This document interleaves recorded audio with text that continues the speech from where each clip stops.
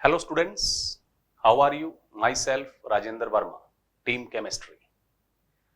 मैं उम्मीद करता हूं कि आपका मिड सेशन टेस्ट सीरीज में ऑर्नी का जो पेपर है ये अच्छा गया होगा। आपको किसी क्वेश्चन में कोई डाउट रह गया है तो आप ये वीडियो देख करके अपने डाउट को क्लियर करें। शुरू करें बेटा।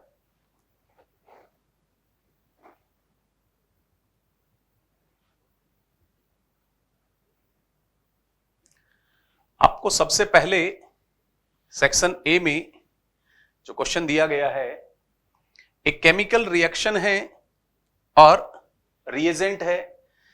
रिएक्टेंट रिएजेंट इन दोनों को चेक करके आपको प्रोडक्ट आइडेंटिफाई करना है। पैलेडियम कैटलिस्ट डीएक्टिवेटेड फॉर्म में है। जब पैलेडियम कैटलिस्ट डीएक्टिवेटेड फॉर्म में होता है तो वो ट्रिपल बॉन्ड को किस में कन्वर्ट करता है? डबल बॉन्ड में कन्वर्ट करता है। और COCl जो ग्रुप है उसको एल्डिहाइड में कन्वर्ट करता है। ट्रिपल बॉन्ड डबल बॉन्ड में कन्वर्ट होगा किस फॉर्म में? सिस फॉर्म में बेटा। तो ट्रिपल बॉन्ड डबल बॉन्ड में कन्वर्ट होना चाहिए सिस फॉर्म में। तो यहां पर ये आपके पास सिस फॉर्म दिया गया है। यहां सिस नहीं है, यहां तो डबल बॉन्ड ही नहीं है।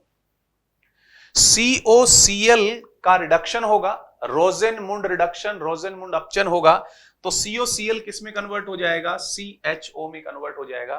तो फर्स्ट क्वेश्चन जो है आपका, इसका आंसर क्या रहेगा बेटा? फर्स्ट आंसर रहेगा। ठीक है।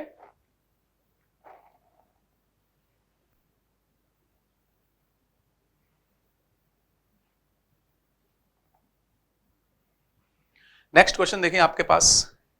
एक केमिकल रिएक्शन है और उसका आपको रिडक्टिव ओजोनोलाइसिस करना है। रिडक्टिव ओजोनोलाइसिस करना है बेटा आपको। तो अगर हम इसमें यहां पर रिडक्टिव ओजोनोलाइसिस करेंगे तो इस कार्बन पर भी ऑक्सीजन अटैच होगा और इस कार्बन पर भी ऑक्सीजन अटैच होगा। दोनों जगह हम ऑक्सीजन अटैच करेंगे। इस ऑक्सीजन को अटैच करने से क्या प्रोडक्ट बन रहा है ये जरा मैं आपको बता देता हूं। यहां पर एक डबल बॉन्ड होगा, क्लियर बेटा। इसके साथ यहां पर CH2 CH2 दो CH2 है, फिर एक ऑक्सीजन उसके साथ कनेक्ट करना है। CH2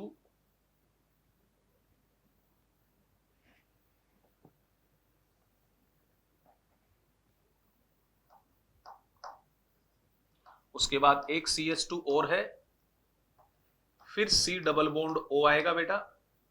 उसके बाद एक CH2 CH3 इथाइल ग्रुप है ना, देखो ध्यान से, इथाइल ग्रुप अटैच है। ये कंपाउंड A बना दिया मैंने। क्या बना दिया बेटा? कंपाउंड A बना दिया मैंने। अब A का आप देखें क्या कंडीशन दे रखी है। A के साथ दे रखा है डाइल्यूटेड KOH, टेम्परेचर भी है। तो कंपाउंड आपके पास कार्बोनाइल है, अल्फा हाइड्रोजन है।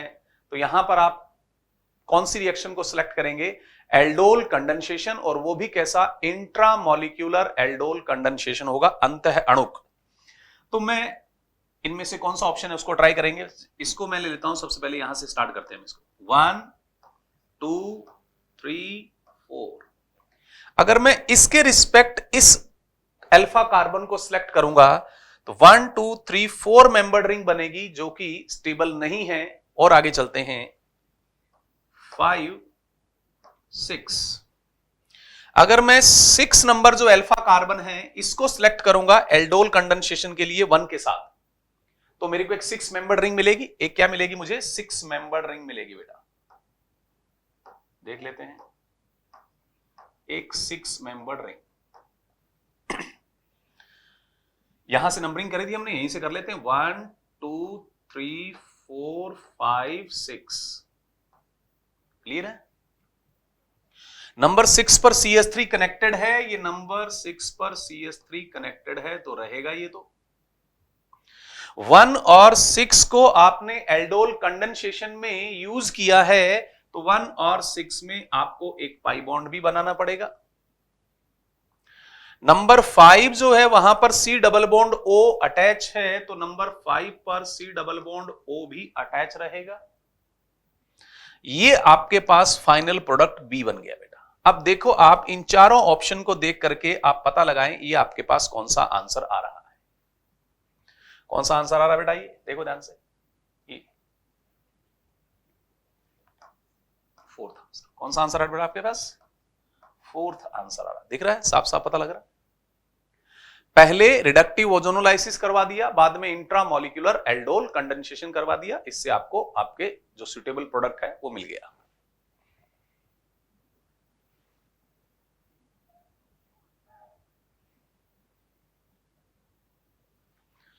नेक्स्ट क्वेश्चन देखें।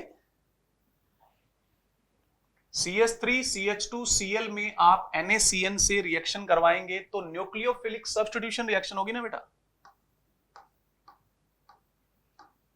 इसमें जब आपको NaCN दिया गया है तो न्यूक्लियोफिलिक सब्स्टिट्यूशन रिएक्शन आपको करना है। साइनाइड, प्रोपेन नाइट्राइल बन गया, इथाइल साइनाइड कह सकते हो आप इसको। इसमें सेकंड रिएजेंट और है निकल और H2,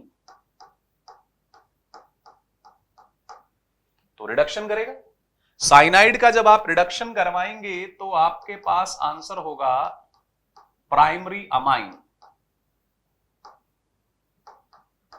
क्या रहेगा बेटा आपके पास आंसर? Primary amine. ये आपके पास आ गया X, प्रोडक्ट X ये है।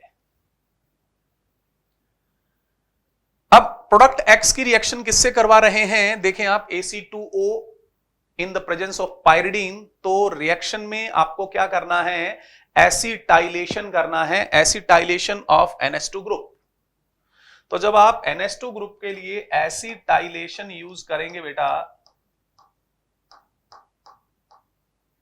तो एसिटाइलेशन में क्या होगा? हाइड्रोजन रिप्लेस होगा और वहां पर COCH3 कनेक्ट हो जाएगा।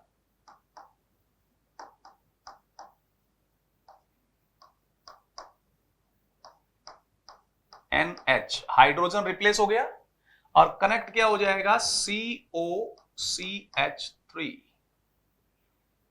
याद आ रहा है?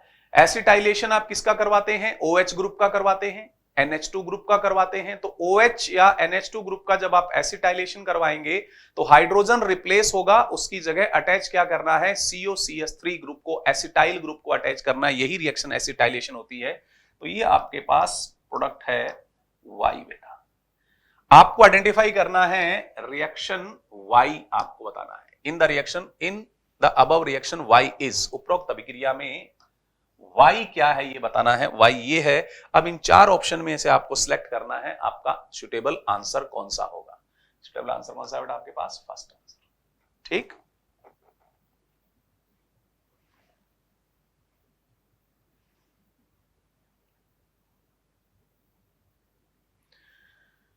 नेक्स्ट आपके पास है primary and secondary amine can be distinguished by. प्राथमिक और द्वितीयक एमीन को किसकी सहायता से विभेदित किया जा सकता है, डिस्टिंग्विश कर सकते हैं? कौन से सुटेबल रिएजेंट है? फर्स्ट सुटेबल है, देखो कौन सी रिएक्शन? Isocyanide test. कौन सा रिएक्शन है? आइसोसाइनाइड टेस्ट है। Primary amine isocyanide test show करता है, secondary amine isocyanide test show नहीं करता है, डिस्टिंग्विश हो जाएंगे। Second, NaNO2 plus concentrated HCl। Primary amine को जब आप इसके साथ ट्रीट करते हैं तो नाइट्रोजन गैस रिलीज होगी। सेकंड केस में नाइट्रोजन गैस रिलीज नहीं होती है, येलो ऑयली लिक्विड बन जाता है। थर्ड आप किसकी जगह यूज कर सकते हैं? हिंसबर्ग रिएजेंट की जगह आप इसे यूज कर सकते हैं। हिंसबर्ग रिएजेंट में CH3 नहीं होता है, इसकी जगह आप CH3 भी यूज कर सकते हैं। NCERT में ये लिखा हुआ है। तो जब आप इसको यूज करेंगे तो प्राइमरी अमाइन इसके साथ रिएक्ट करके, टोसाइल क्लोराइड है, प्राइमरी अमाइन टोसाइल क्लोराइड से रिएक्ट करेगा, सल्फोनेमाइड बनाएगा जो एल्कलाइन मीडियम में सॉल्यूबल होगा। सेकेंडरी अमाइन रिएक्ट करेगा, सल्फोनेमाइड बनाएगा, लेकिन एल्कलाइन मीडियम में सॉल्यूबल नहीं होगा। तो आप फर्स्ट, सेकंड, थर्ड तीनों को यूज कर सकते हैं। तो इस क्वेश्चन का आंसर क्या आ जाएगा बेटा? फोर्थ आंसर आ जाएगा। क्लियर?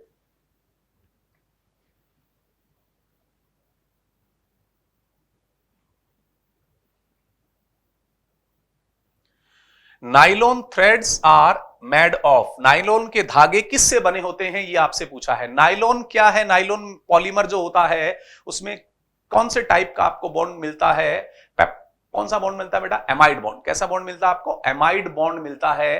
तो nylon threads are made of poly amide polymers, poly amide बहुलक। ठीक,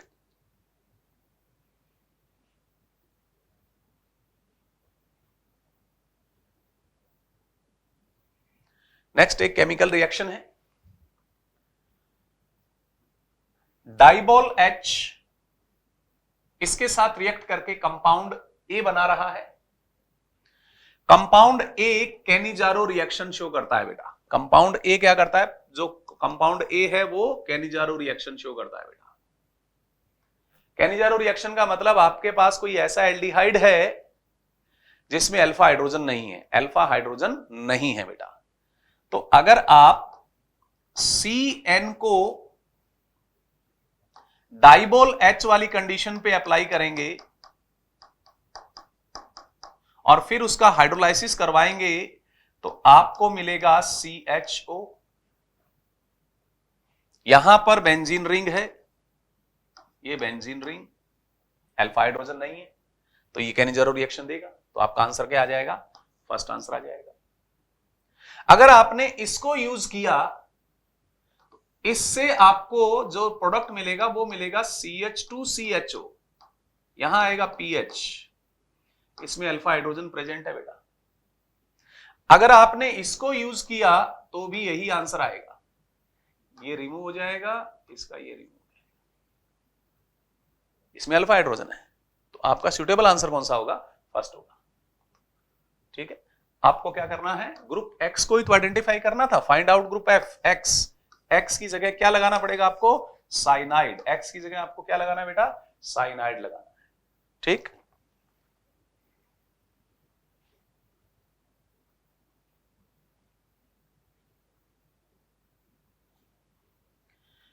एक केमिकल रिएक्शन दे रखी है, 2 डिग्री अल्कोहल। ये रिएजेंट कौन सा है,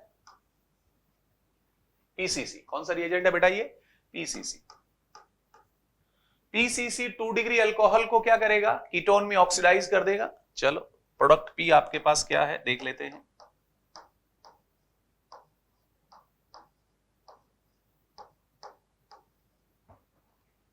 कीटोन में ऑक्सीडाइज हो गया, ये P है। अब आपको क्या करना है, considering the above reaction identify correct statement.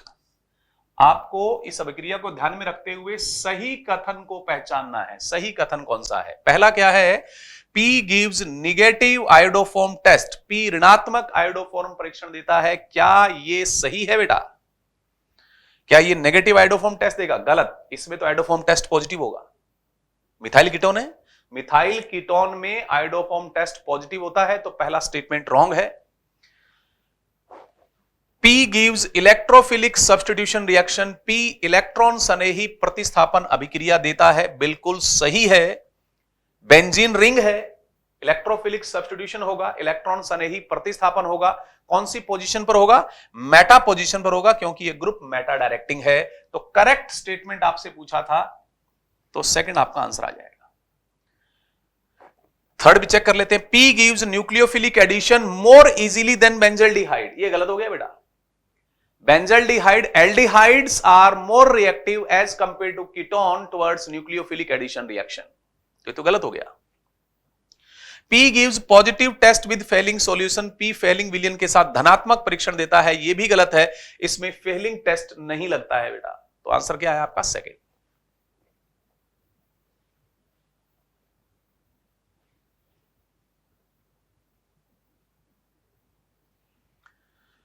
Identify incorrect statement पूछा आपसे, ये शब्द आपको जरूर ध्यान में रखने हैं। असत्य कथन आपको पहचानना है, किसके लिए, एस्पार्टम के लिए। एस्पार्टम के लिए आपको पता लगाना है। एस्पार्टम क्या है, एक डाइपेप्टाइड का एस्टरिफिकेशन करके ईस्टर बना लेते हैं। पहले एक डाइपेप्टाइड है, किसका डाइपेप्टाइड है, एस्पार्टिक एसिड और फिनाइल एलेनाइन का डाइपेप्टाइड है। जो फिनाइल एलेनाइन का एसिडिक पार्ट होता है वहां पर एस्टरिफिकेशन करवा दिया जाता है। ठीक है, चलो देखते हैं। It gives aspartic acid and alanine on complete hydrolysis, पूर्ण जल अपघटन से एस्पार्टिक अम्ल और एलेनिन देता है। ये स्टेटमेंट ही गलत है। एलेनिन नहीं बनता है, क्या बनता है बेटा? फिनाइल एलेनाइन बनता है। असत्य कथन पूछा था तो आपका आंसर फर्स्ट ही आ जाएगा, बाकी सारे सही होंगे। ठीक है,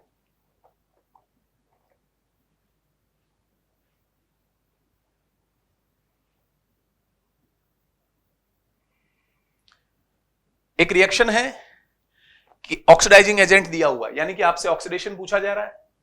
ऑक्सीडेशन किसका करना आपको? कीटोन का। जब आप कीटोन का, एसिडोफिनोन है, एसिडोफिनोन का ऑक्सीडेशन हो जाता है। कीटोन का oxidation special case high temperature drastic condition करवाएं तो हो जाता है। कंडीशन दे रखी है तो आपको ऑक्सीडेशन करना है। अब इसका ऑक्सीडेशन करने से आपको क्या मिलेगा? इसके ऑक्सीडेशन से आपको मिलेगा बेटा benzoic acid.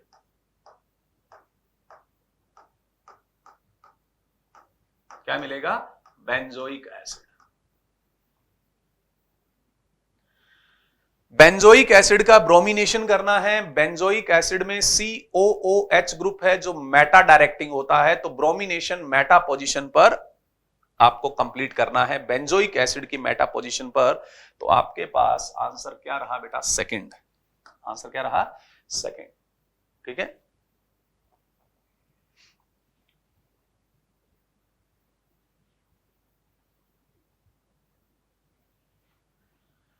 Identify correct statement आपको बताना है, सही कथन बताना है, वो भी किसके लिए? एस्पाइरिन के लिए बेटा। तो एस्पाइरिन क्या है जरा देख लेते हैं।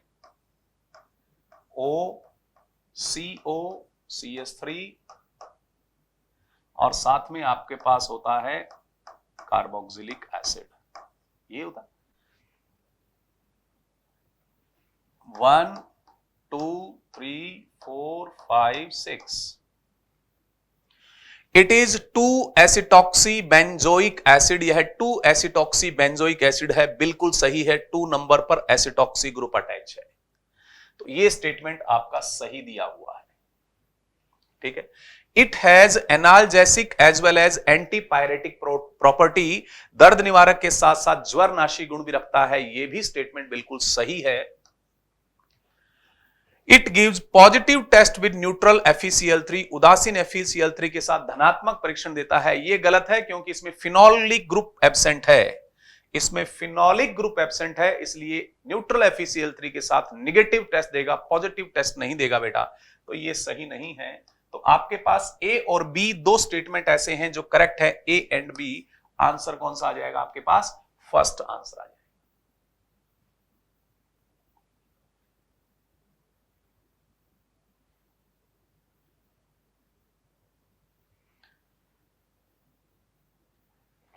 एन एकाइरेल ऑर्गेनिक कंपाउंड, एकिरेल कार्बनिक यौगिक है आपके पास।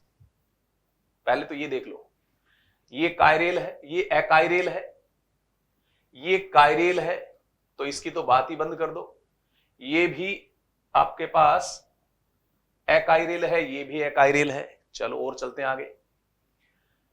मॉलिक्यूलर फॉर्मूला C5H10 दे रखा है, O2 दे रखा है, C5H10O2 इससे मैच कर रहा है। ये मैच नहीं कर रहा है मॉलिक्यूलर फॉर्मूला, ये मॉलिक्यूलर फॉर्मूला भी मैच नहीं कर रहा है, तो आपका आंसर सेट हो गया। कौन सा बेटा? फर्स्ट आंसर सेट हो गया, बिल्कुल सही है। अब मैं रिएक्शन करवा के बता देता हूं। जब आपको CH3CH3CO-OCH3 को अमोनिया के साथ ट्रीट करना हो, ठीक है, तो ये यहां अटैक करेगा, एडिशन, फिर ये वापस यहां ट्रांसफर होगा और इसको क्या कर देगा? रिलीज कर देगा। तो आपके पास कुछ ऐसा रिजल्ट आएगा बेटा,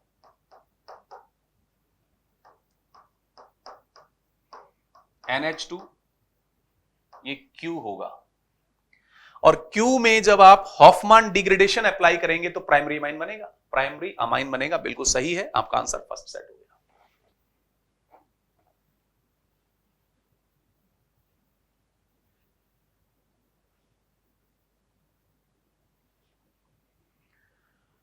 Which optical rotation will be observed before hydrolysis of sucrose and after hydrolysis of sucrose? Sucrose के जल अपघटन से पहले और बाद में कैसा ऑप्टिकल आपको रोटेशन ऑब्जर्व होता है? सुक्रोज क्या है? डेक्स्ट्रोरोटेटरी है। तो हाइड्रोलाइसिस से पहले तो आपके पास कंपाउंड है डेक्स्ट्रोरोटेटरी। जब आप सुक्रोज का हाइड्रोलाइसिस करते हैं तो इस प्रोसेस का नाम होता है इन्वर्जन। क्या होता है? इन्वर्जन होता है। प्रोडक्ट बनता है आपके पास इन्वर्ट शुगर, ग्लूकोज और फ्रक्टोज। तो जो मिक्सचर है, प्रोडक्ट जो आपका मिक्सचर है वो लीवोरोटेटरी होता है और जो रिएक्टेंट है वो डेक्स्ट्रोरोटेटरी है। तो आपके पास डेक्स्ट्रोरोटेटरी और लीवोरोटेटरी कौन सा आएगा बेटा? डेक्स्ट्रोरोटेटरी और लीवोरोटेटरी आपको देखने को मिलेगा। ठीक है।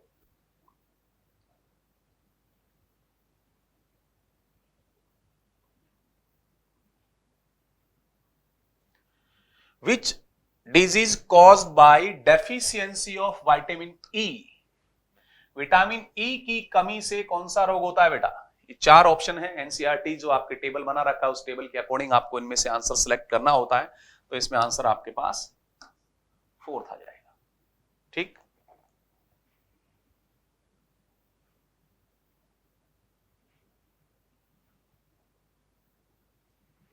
A unit formed by attachment of a base to position of pentose sugar known as nucleoside। Pentose शर्करा की कौन सी स्थिति पर क्षारक के जुड़ने से बनने वाली इकाई को न्यूक्लियोसाइड कहा जाता है? बेटा आपके पास जो पेंटोज शुगर होती है, इस पेंटोज शुगर में ये C1 कार्बन होता है। C1 कार्बन है, यहां पर नाइट्रोजन बेस अटैच होता है बेटा, इसके साथ नाइट्रोजन बेस यहां पर अटैच होता है। तो कौन सी पोजीशन पर अटैच हो रहा है? C1 पोजीशन पर अटैच हो रहा है। C1 पोजीशन पर आपको से करना है। ठीक है, क्लियर है?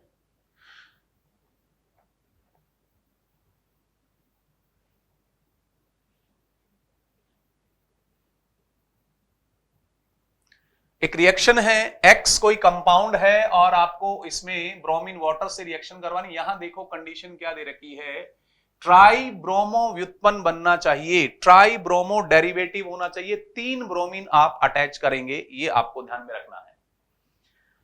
तो फर्स्ट कंडीशन को अगर हम चेक करें बेटा, फर्स्ट कंडीशन को, तो फर्स्ट कंडीशन में आप यहां पर और यहां पर 2 ही जगह ब्रोमीन को अटैच कर सकते हैं, डाई ब्रोमो बना सकते हैं। इसमें आप यहां पर और यहां पर 2 ही जगह डाई ब्रोमो बना सकते हैं। यहां पर आपके पास 3 पोजीशन अवेलेबल हैं। ठीक है, यहां पर भी 3 पोजीशन अवेलेबल हैं, दोनों जगह हैं। लेकिन कंडीशन देखो बेटा, आपके पास दे रखा है C7, क्या होना चाहिए? C7 होना चाहिए। इसमें तो C6 है और इसमें C7 है। तो आंसर कौन सा गया बेटा आपका? Third answer. कौन सा आंसर गया बेटा आपका? थर्ड आंसर गया। बात समझ में आई?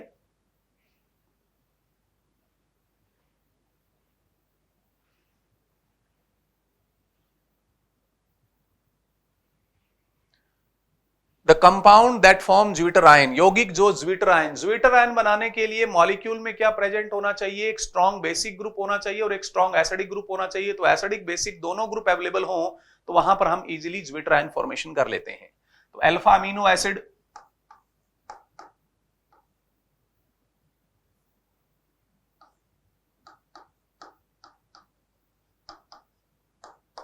ज्विटर आयन फॉर्मेशन करते हैं। Picric acid zwitter ion formation नहीं करता। सल्फेनिलिक एसिड,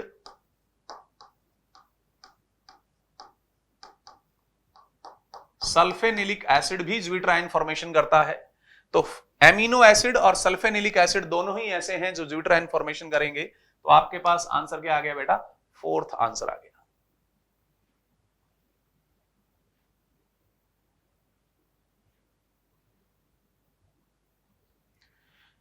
फिर आपको एक केमिकल रिएक्शन दी हुई है, इसमें पहले हम HBr ऐड करेंगे।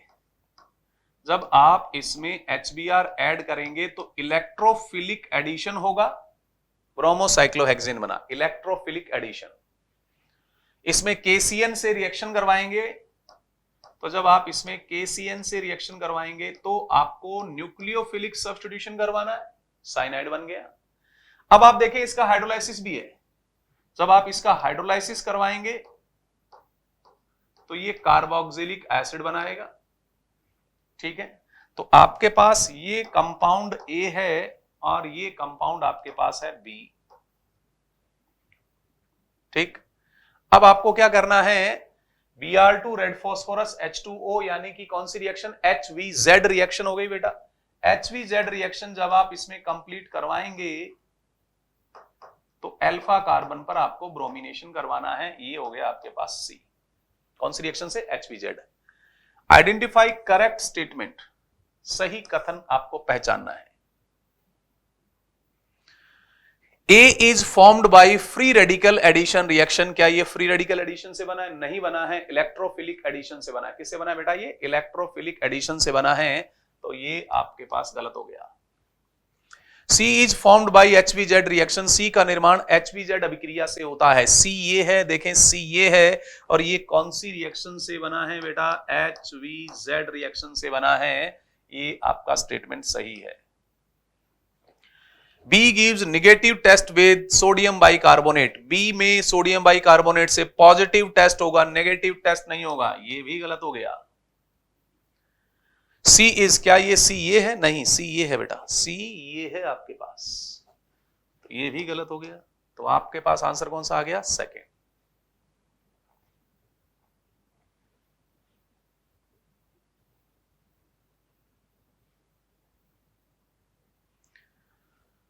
Acetic acid is obtained when which of the given reaction takes place, निम्न में से कौन सी अभिक्रिया होने पर एसिटिक एसिड बनता है बेटा। एसिटिक एसिड आपको चाहिए CH3COOH आपको चाहिए बेटा। पहला क्या है, methyl alcohol is oxidised, methyl alcohol में तो सिंगल कार्बन होता है, नहीं।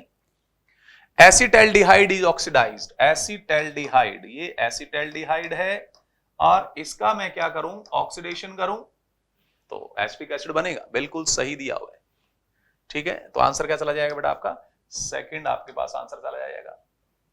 Calcium acetate is dry distilled with calcium formate, ये नहीं, एसिटिक एसिड नहीं बनाएगा। Acetaldehyde is reduced by this, तो ये भी नहीं बनाएगा। तो आंसर क्या आ गया आपके पास, सेकंड आंसर आ गया बेटा।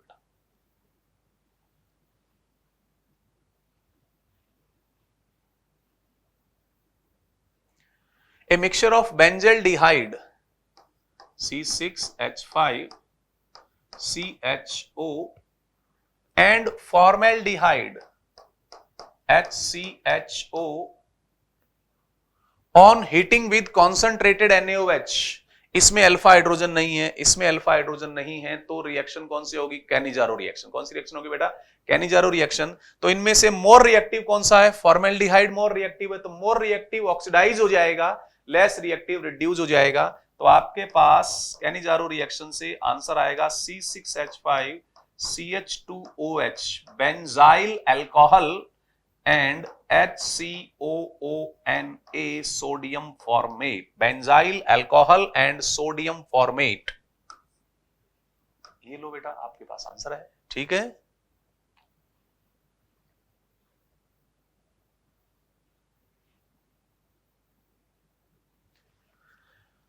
What is the reason for the stability of aromatic diazonium salt? Aromatic diazonium लवण के स्थायित्व का क्या कारण, एरोमेटिक डाइजोनियम एलिफेटिक 0 डिग्री पर भी स्टेबल नहीं है, aromatic diazonium salt 0 to 5 degree Celsius stable है। इसका रीजन क्या है, एक्चुअली एरोमेटिक में रेजोनेंस हो जाता है बेटा, यहां पर रेजोनेंस हो जाता है,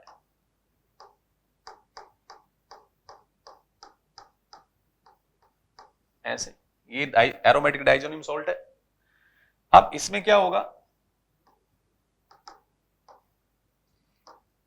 यहां पर कुछ इस तरह से रेजोनेंस होगा,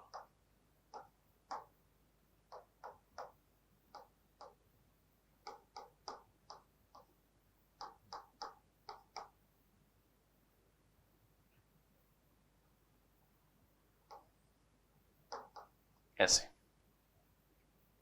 तो अब देखो, delocalisation of negative charge over the benzene ring, ये तो सही नहीं है। बेंजीन वलय पर ऋणात्मक आवेश का विस्थानीकरण नहीं होना मेरा। Delocalization of positive charge over the benzene ring, positive charge delocalized हो रहा है। Weak bond between benzene ring and, ये तो इसका रीजन नहीं है स्टेबिलिटी का, ठीक है। High electronegativity of nitrogen atom, ये भी इसका रीजन नहीं है। तो बेस्ट रीजन आपके पास क्या रहेगा? सेकंड, बेंजीन वलय पर धनात्मक आवेश का विस्थानीकरण हो जाता है। ठीक, क्लियर है बेटा?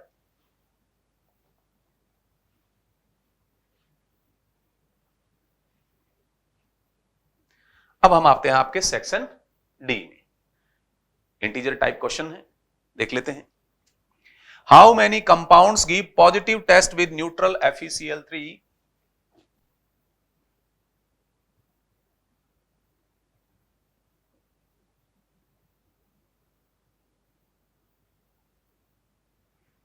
चलो बेटा, आपके हम सेक्शन डी पर आ जाते हैं। How many compounds give positive test with neutral FeCl3? कितने यौगिक हैं जो न्यूट्रल उदासीन FeCl3 के साथ धनात्मक परीक्षण देंगे? न्यूट्रल FeCl3 के साथ कभी हो सकता है जब आपके पास क्या हो? फिनॉलिक ग्रुप प्रेजेंट हो, फिनॉलिक ग्रुप प्रेजेंट हो, इनॉलिक ग्रुप प्रेजेंट हो। तो आपके पास ये चार स्ट्रक्चर दे रखे हैं। क्लोरोजाइलिनॉल डेटॉल का कंपोनेंट होता है। जब ये डेटॉल का कंपोनेंट है तो इसमें फिनॉलिक ग्रुप होता है बेटा। तो ये शो करेगा।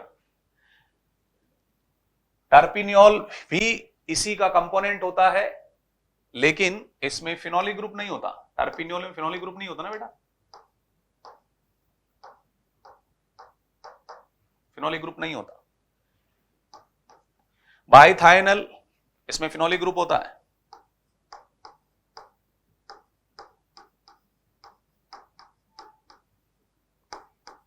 इसमें फिनॉलिक ग्रुप होता है बेटा।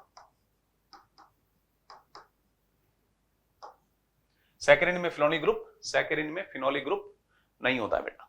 ठीक है, तो इंटीजर में आपके पास क्या आंसर आएगा? आपके पास इंटीजर 2। ठीक है,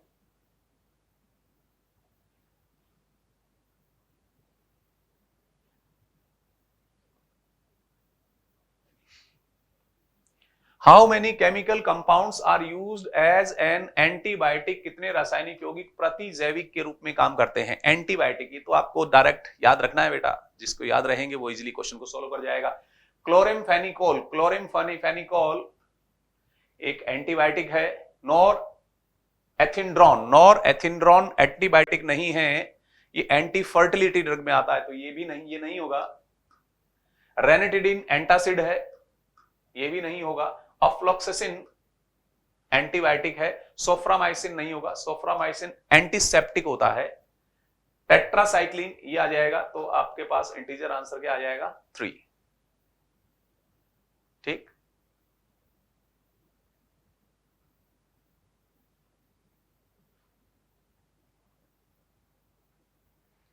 how many compounds are more acidic than formic acid? HCWH से कितने यौगिक अधिक अम्लीय हैं? तो बेटा आप जब इनकी एसिडिक, ये जो है आपके कार्बोक्सिलिक एसिड NCERT में एक प्रॉपर ऑर्डर के फॉर्म में लिखे हुए हैं, तो आप अगर वहां से इसको स्टडी करेंगे तो ज्यादा बढ़िया है। आप उस ऑर्डर को अच्छे से समझ पाते हैं। उसी ऑर्डर से मैंने यहां लिया है।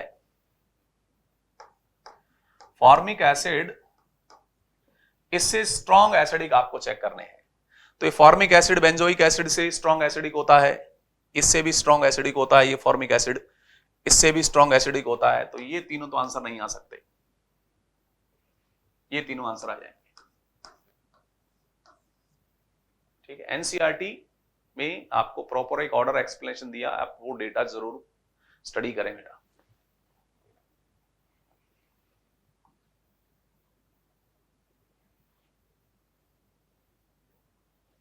How many reactions are not feasible? कितनी अभिक्रियाएं संभव नहीं है, ये देखना है बेटा। ठीक है, पहली रिएक्शन आप देखें FCR है, और आपको पता है इसमें FCR रिएक्शन नहीं होती है।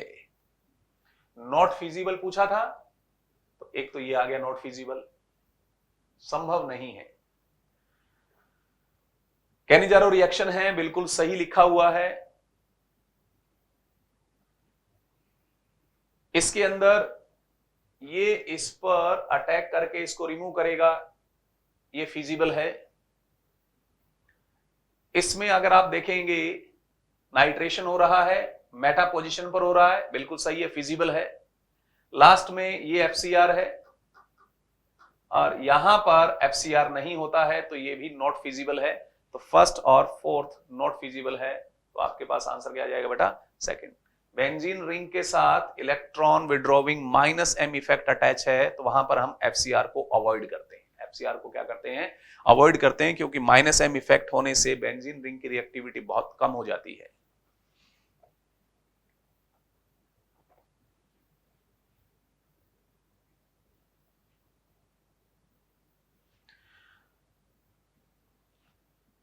अमाइन है आपके पास और हिंसबर्ग रिएजेंट है। अमाइन और हिंसबर्ग रिएजेंट को अगर आप यूज कर रहे हैं तो सल्फोनेमाइड बन रहा है, बिल्कुल सही।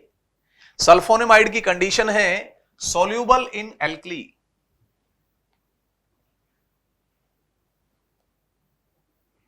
कंडीशन क्या है? सोल्यूबल इन एल्कली, क्षार में विलेय है। बेटा ऐसा कौन सा अमाइन है जो हिंसबर्ग टेस्ट में सल्फोनेमाइड बनाता है और वो बेस में डिसॉल्व हो जाए, एल्कलाइन सॉल्यूशन में डिसॉल्व हो जाए? प्राइमरी अमाइन होना चाहिए। क्या होना चाहिए? प्राइमरी अमाइन होना चाहिए। तो ये आपके पास एक प्राइमरी अमाइन है, ये नहीं होगा, ये नहीं होगा, ये भी नहीं होगा, ये भी नहीं होगा। ये एक प्राइमरी अमाइन है, ये एक प्राइमरी अमाइन है, ये भी एक प्राइमरी अमाइन है। कितने प्राइमरी अमाइन आपको दे रखे हैं इसमें बेटा? 1 2 3 4। तो आपका इंटीजर आंसर कितना हो गया बेटा? 4 आ गया। ठीक है।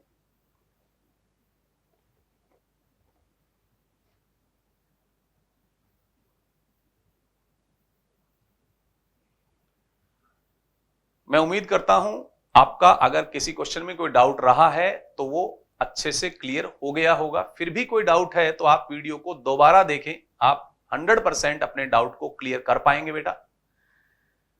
जेईई मेंस में अगर आप अच्छे नंबर लाना चाहते हैं तो आपको एनसीईआरटी में जो रिएक्शंस दे रखी हैं उनके ऊपर ज्यादा फोकस करना चाहिए। उसके अंदर जो मटेरियल दिया है उस पर आपको ज्यादा फोकस करना चाहिए। उन्हीं से क्वेश्चन को अलग तरीके से फ्रेम किया जाता है। थैंक यू बेटा। जय सीएलसी।